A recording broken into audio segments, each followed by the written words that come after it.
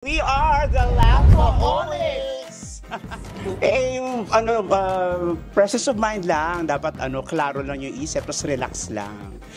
Kasi kapag pinangunahan ng nervyos, dun magsisimula yung yung choke. Well, to the team we are about to face, all you need to do is to talk to my husband para naman nervousin kayo. You know my husband? Barako.